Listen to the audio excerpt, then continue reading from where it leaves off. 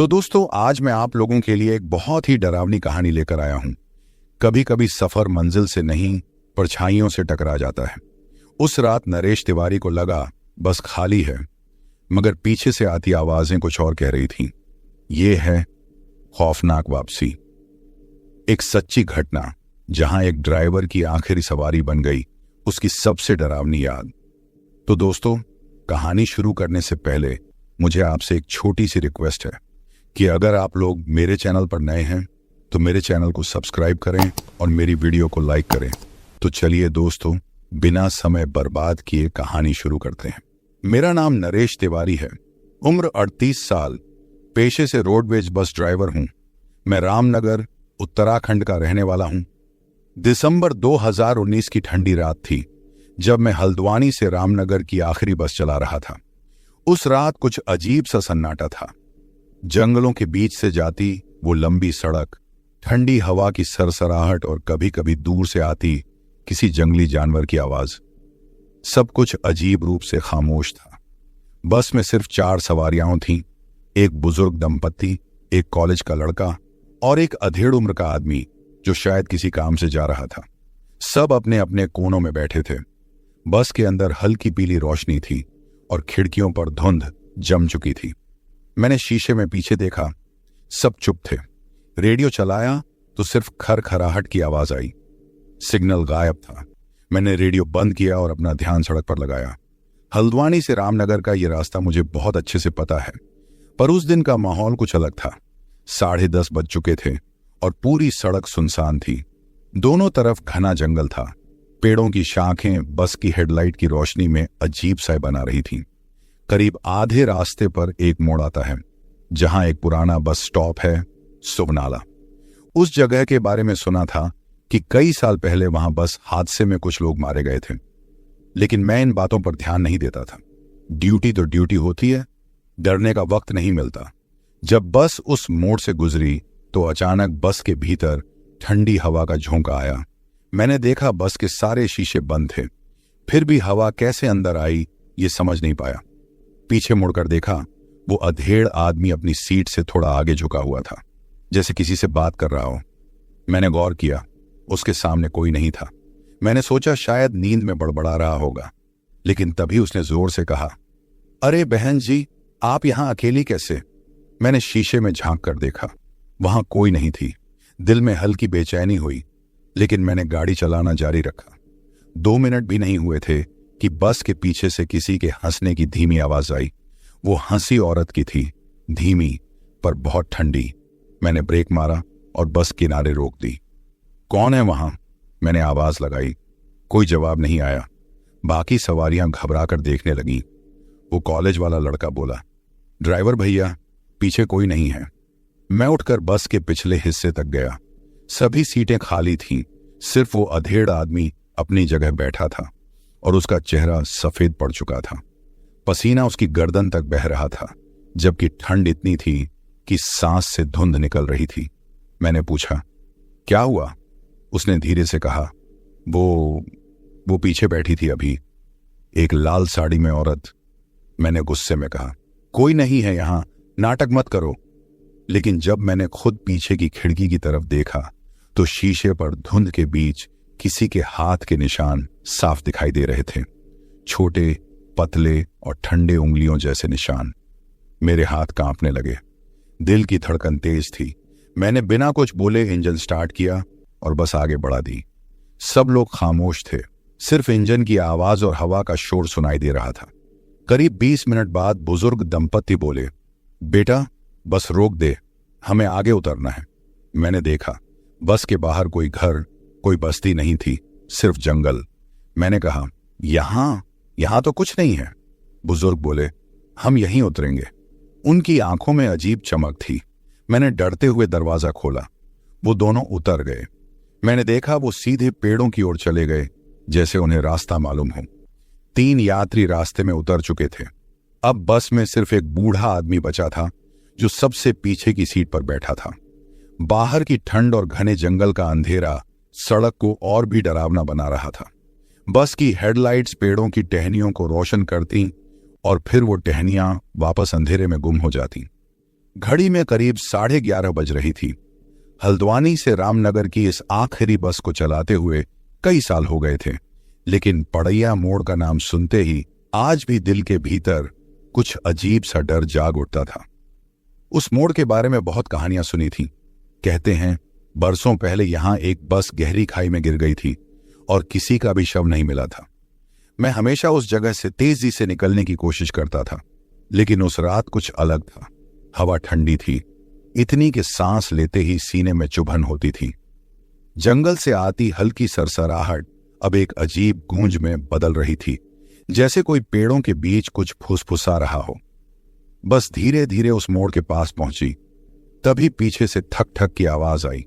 पहले तो लगा शायद कोई खिड़की डीली है, लेकिन आवाज लगातार आ रही थी, धीरे धीरे, जैसे किसी ने लकड़ी से सीट पर दस्तक दी हो। मैंने शीशे में देखा, बूढ़ा आदमी वहीं बैठा था, सिर झुकाए। आवाज रुक गई। मैंने फिर ध्यान सड़क पर लगाया। बस अब पड़ैया मोड़ से गुजर रही थी, जहां सड़क का किनारा सीधा गहरी घाटी में उतरता था।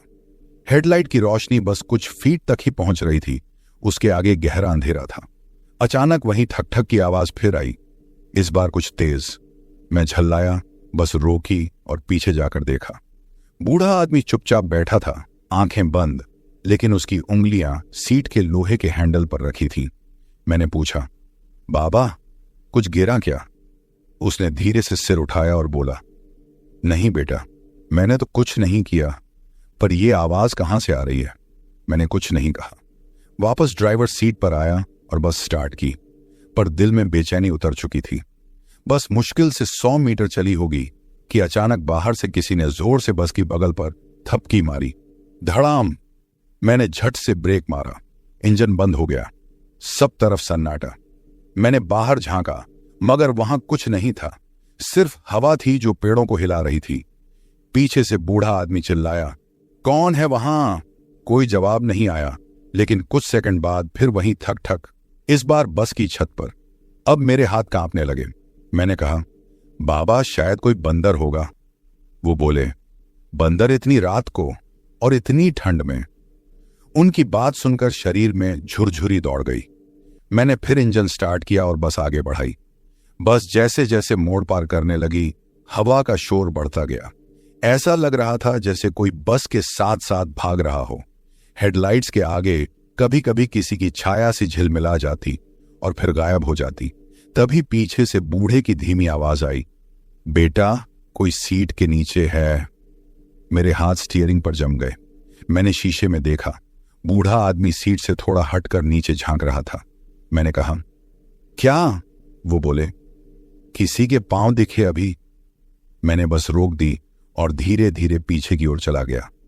हेडलाइट्स की रोशनी बस के अंदर तक पहुंच रही थी, लेकिन अंधेरे के बीच सब कुछ किसी पुराने खंडहर जैसा लग रहा था। जब पीछे पहुंचा तो मेरी आंखें ठहर गईं।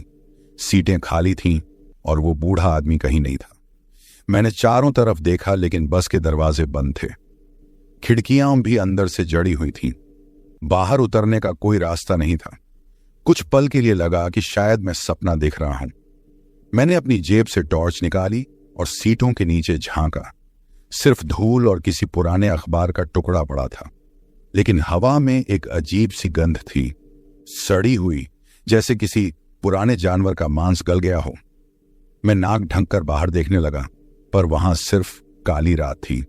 जंगल की सरसराहट और दूर से आती किसी उल्लू की आवाज उस खामोशी को और गहरी कर रही थी। मेरा दिल धक धक कर रहा था, हाथ कांप रहे थे, पर मैं बस से उतरने की हिम्मत नहीं जुटा पा रहा था। मैंने सोचा शायद बूढ़ा रास्ते में ही उतर गया होगा, पर दरवाजे तो मैंने खुद अंदर से बंद किए थे। अगर वो उतर भी गया तो कैसे? डर के मारे मैंने जल्दी से बस का इंजन चालू किया। जैसे ही बस आगे बढ़ी, पीछे की तरफ कुछ गिरने की आवाज आई। धड़ाम! मैंने शीशे में देखा, लेकिन कुछ नहीं दिखा। बस की लाइट्स हल्की झपकने लगी। थोड़ी देर बाद सड़क के किनारे धुंध फैलने लगी। धुंध इतनी घनी थी कि हेडलाइट की रोशनी उसमें खो जाती थी। बस की स्पीड कम करनी पड़ी। तभी मुझे लगा जैसे कोई पीछे से चलकर सामने आ रहा हो। मैंने शीशे में देखा, कुछ हरकत सी दिखी। दिल की धड़कन रुक गई। धीरे धीरे धुंध के बीच किसी की परछाई उभर रही थी। वो वही बूढ़ा था, वही जो अभी कुछ देर पहले गायब हो गया था, वो बस की पिछली सीट पर नहीं, अब बीच की सीट पर बैठा था। उसका सिर नीचे झुका था और उसके कपड़े गीले लग रहे थे, जैसे किसी ने अभी अभी पानी में डुबो कर निकाला हो। मैंने डर के मारे पलकें झपकाईं। जब दोबारा देखा, वो वहां नहीं था, बस खाली थी। अब मैं पसीने से तरबतर था, जबकि बाहर की ठंड हड्डियां जमा रही थी। मैंने एक लंबी सांस ली और खुद को समझाने लगा कि शायद यह थकान है, नींद का असर है। लेकिन तभी बस के पिछले दरवाजे पर धीरे धीरे दस्तक हुई। टिक टिक टिक। मैंने शीशे में देखा, पीछे कुछ हल्का हिल रहा था, जैसे कोई दरवाजा धकेलने की कोशिश कर रहा हो। मैं चुपचाप बैठा रहा। इंजन चलता रहा, बस धीरे धीरे आगे बढ़ती रही, पर आवाजें अब ज्यादा साफ आने लगीं, कभी दरवाजे पर, कभी खिड़की पर। मैंने फैसला किया कि मैं अब नहीं रुकूंगा। बस की स्पीड बढ़ा दी। जंगल खत्म होने वाला था। सामने गांव की बत्तियां नजर आ रही थीं। जैसे ही मुझे थोड़ी राहत मिली, पीछे से किसी ने धीरे से कहा, भैया बस धीरे चलाना। आवाज इतनी साफ थी कि मेरे रोंगटे खड़े हो गए। मैं झट से शीशे में देखा, वहां कोई नहीं था, बस खाली थी। पर वो आवाज दोबारा आई, भैया इतनी जल्दी क्यों जा रहे हो? इस बार आवाज पास से आई। मैंने महसूस किया कोई मेरे ठीक पीछे खड़ा है। मेरे कानों के पास ठंडी सांसों की सीटी जैसी आवाज गूंज रही थी। मैंने बिना पीछे देखे बस की रफ्तार और बढ़ा दी, पर अब मुझे महसूस होने लगा था कि बस में सिर्फ मैं नहीं हूं। पीछे की सीट से किसी के चलने की आहट, सीट के चरमराने की आवाज और कभी कभी किसी के गुनगुनाने जैसी धीमी ध्वनि आ रही थी। वो गुनगुनाहट किसी पुराने भजन की थी, पर उसमें कुछ अजीब था, जैसे कोई शब्द अधूरे हों।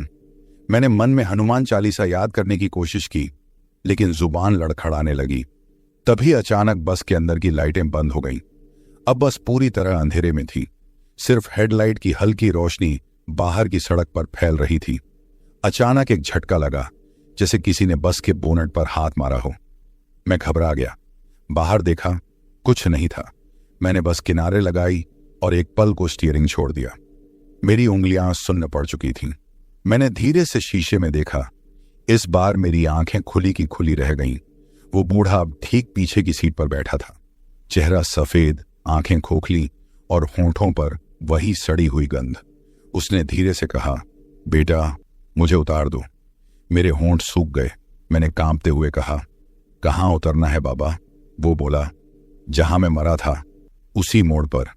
मेरा सीना जोर जोर से धड़कने लगा। मैं कुछ नहीं बोला, बस धीरे धीरे रोक दी। वो उठकर खड़ा हुआ।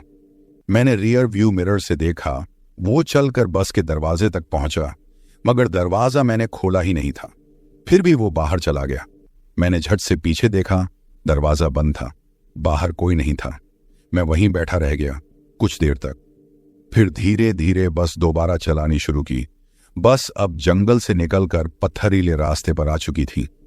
ठंडी हवा खिड़कियों के किनारों से सरसराती हुई अंदर घुस रही थी। सन्नाटा इतना गहरा था कि इंजन की आवाज भी किसी पुराने ढोल की तरह लग रही थी।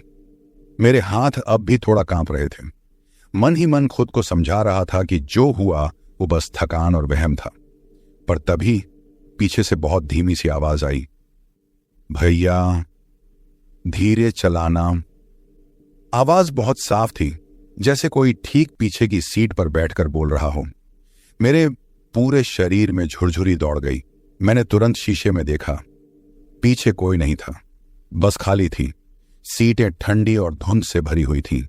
मैंने गला सूखते हुए निगला और रेडियो ऑन कर दिया ताकि ध्यान भट जाए। रेडियो से पहले सिर्फ खरखराहट आई, फिर अचानक वही आवाज गूंजी, यहीं मेरी मौत हुई थी। मैं एकदम सन्न रह गया।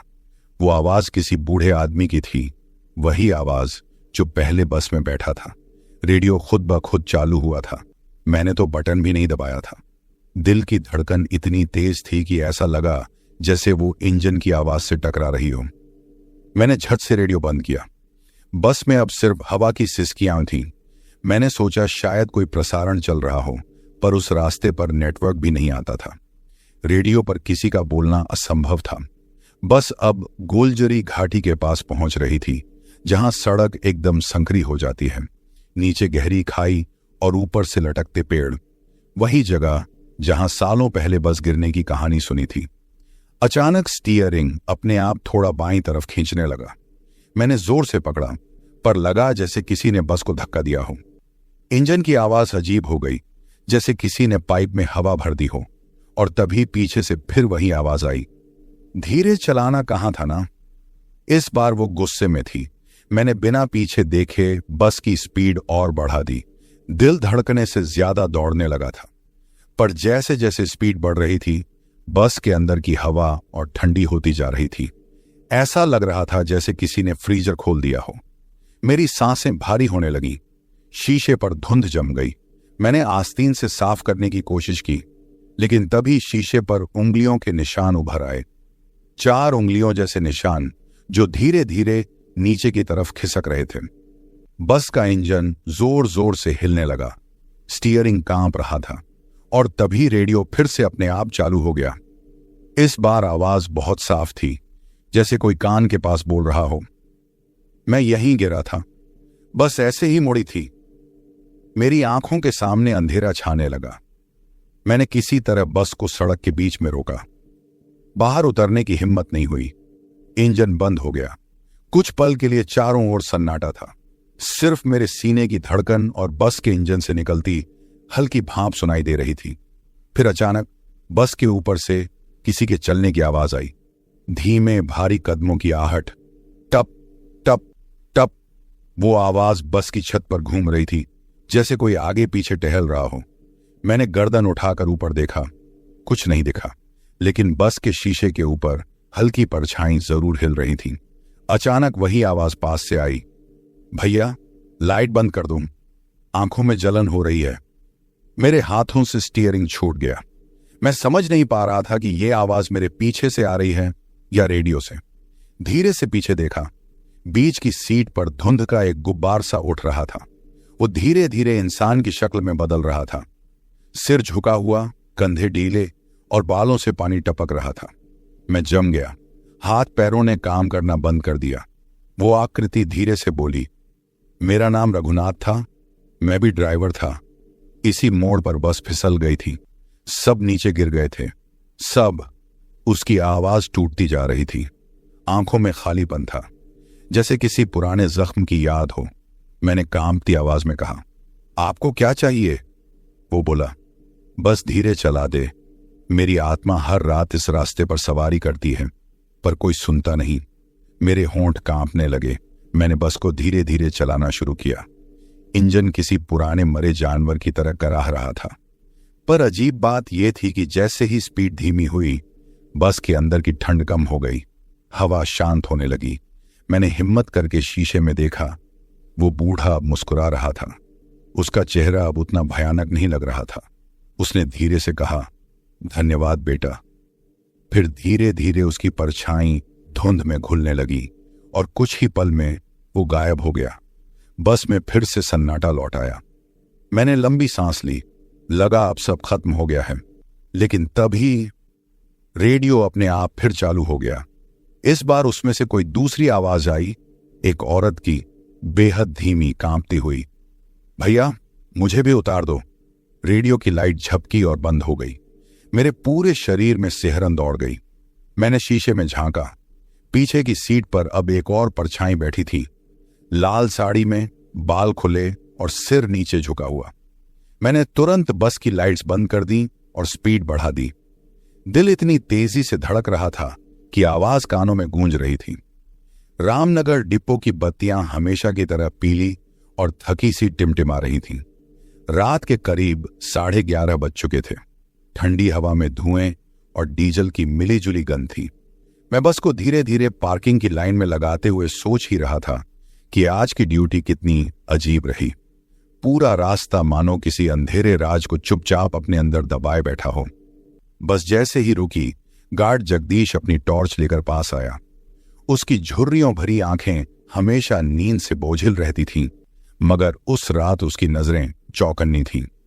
उसने बस की तरफ टॉर्च मारी और पूछा, पीछे वो बूढ़ा कौन खड़ा था? उसकी बात सुनकर मेरा गला सूख गया।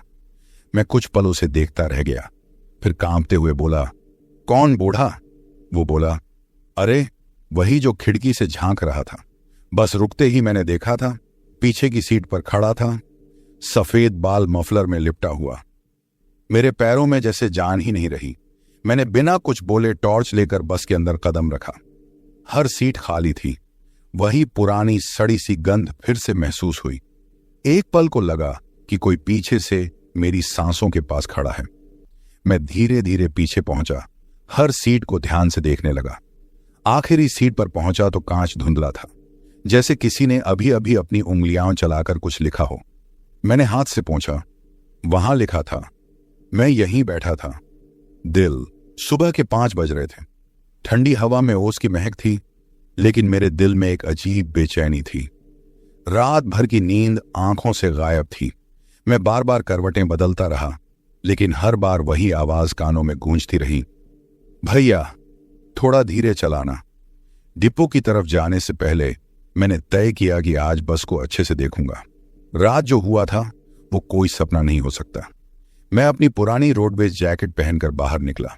आसमान में हल्की धुंध थी और सड़क पर सिर्फ कुछ दूध वाले और अखबार बांटने वाले लड़के नजर आ रहे थे। डिपो पहुंचते ही चौकीदार ने सलाम किया, पर उसकी आंखों में भी कुछ सवाल थे। शायद वो भी जानना चाहता था कि रात क्या हुआ था। मैंने बिना कुछ बोले बस की तरफ कदम बढ़ाए। बस वैसे ही खड़ी थी जैसे रात में छोड़ी थी, लेकिन जैसे ही दरवाजा खोला, ठंडी हवा का एक झोंका सीधा चेहरे से टकराया। उस हवा में फिर वही सड़ी सी गंध थी जो पड़ैया मोड़ के बाद से साथ चल रही थी। मैं धीरे धीरे अंदर गया। ड्राइवर की सीट पर बैठकर शीशे में देखा। सब कुछ सामान्य था, मगर जैसे ही पीछे नजर गई, दिल की धड़कन तेज हो गई।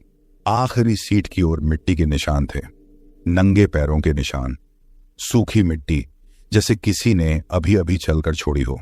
मैं कांप गया। सीट तक गया, झुककर देखा। मिट्टी ताजा थी और गंध में हल्की नमी थी, जैसे किसी नदी किनारे की मिट्टी। निशान सीधे खिड़की तक जाते थे और वहीं खत्म हो जाते थे। मेरा दिमाग सुन्न हो गया। मैं सोच भी नहीं पा रहा था कि यह कैसे मुमकिन है। बस रात भर बंद थी और चाबी मेरे पास थी। फिर ये निशान कौन छोड़ गया? जोर जोर से धड़कने लगा।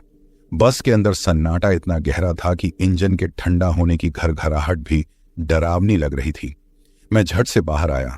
गार्ड ने पूछा, क्या हुआ? मैं बस इतना ही कह पाया, कोई नहीं है अंदर। जगदीश ने मुझे अजीब नजरों से देखा। बोला, तिवारी जी, आज आपकी बस पड़ैया मोड़ से आई ना? मैंने सिर हिलाया। हाँ, क्यों? वो चुप हो गया। फिर धीरे से बोला, भाई साहब, वहां तो पिछले महीने एक हादसा हुआ था। एक बूढ़ा आदमी बस के नीचे आ गया था। रात की ड्यूटी से लौट रहे ड्राइवरों का कहना है वो अब भी दिखता है वहां। मुझे एक पल को लगा जैसे किसी ने मेरे सीने में बर्फ डाल दी हो। मेरी उंगलियां सुन्न पड़ गईं। मैं कुछ बोल नहीं पाया। बस दूर कहीं कुत्ते के भौंकने की आवाज आई और फिर सब कुछ खामोश। मैंने तय किया कि बस को डिपो में खड़ी करके चला जाऊं, लेकिन जैसे ही दरवाजा बंद करने लगा, पीछे के शीशे में फिर कुछ हलचल सी दिखी। कोई परछाई हिली, जैसे कोई बैठा हो। मैंने फिर अंदर टॉर्च मारी। कुछ नहीं था। गार्ड अब थोड़ी दूरी पर था। मैं बोला, जगदीश, जरा देखना तो। वो हिचकिचाया, नहीं भाई, मेरी हिम्मत नहीं है। आपने खुद ही देखा ना। मैंने बस के दरवाजे बंद किए और चाबी जेब में डाली। लेकिन अजीब बात यह हुई कि जैसे ही मैं डिपो से बाहर निकला, बस के अंदर लाइट अपने आप जल उठी। मैं पीछे मुड़ा तो खिड़की से वही धुंधली परछाई झांक रही थी।